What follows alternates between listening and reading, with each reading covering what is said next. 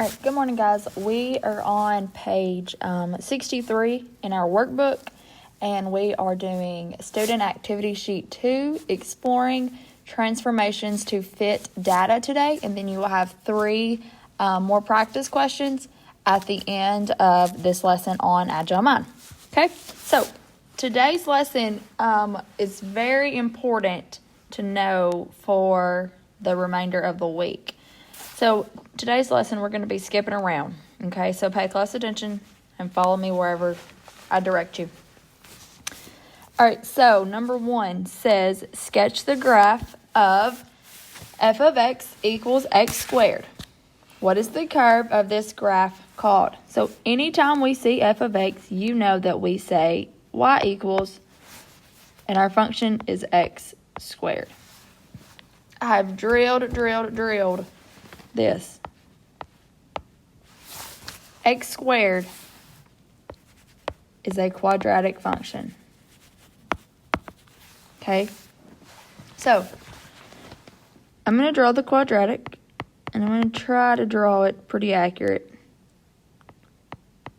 Maybe.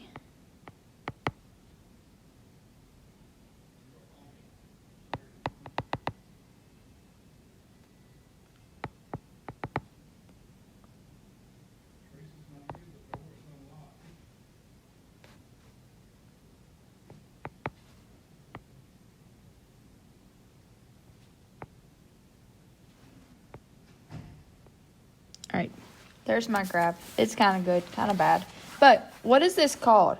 Starts with a P. Some people call it parabola, but it's really called a parabola. Okay?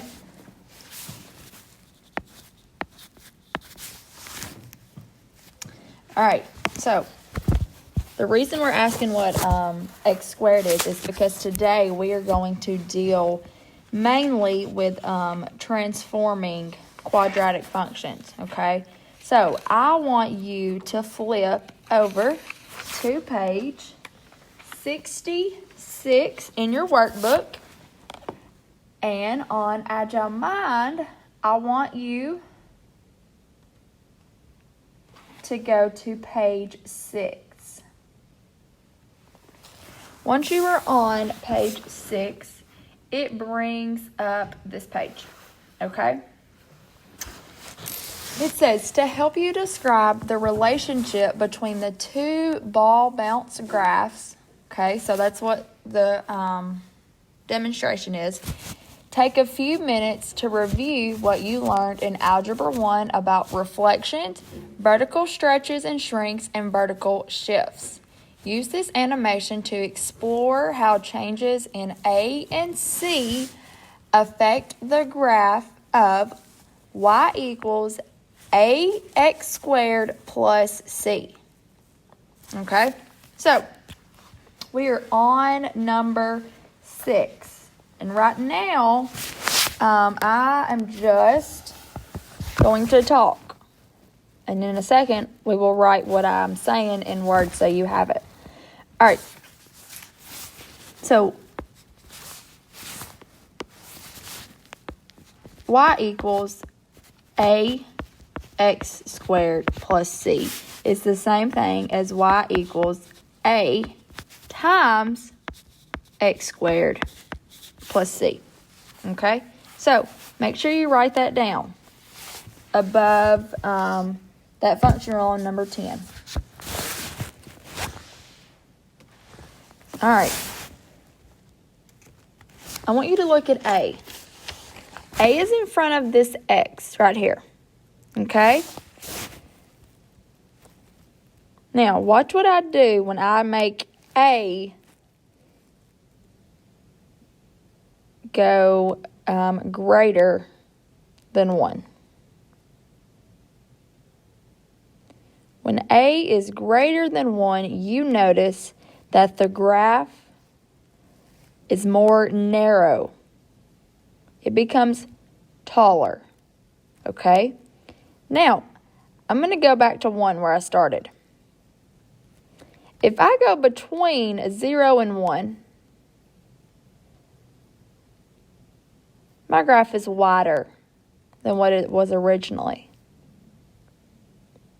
Now, if I am less than 0, meaning it's negative, you notice it flips. Okay, so it does two things when it's less than 0. It flips, and then you have to use the two rules I just mentioned. So if it is negative and between 0 and 1, it is wider than my original. But if it is greater than -1, it flips and it becomes more narrow. Okay? So you can play with that and see how it goes. Now, A is a little tricky, but C is very, very, very simple. Okay? When you go up, meaning positive numbers, your graph simply just goes up.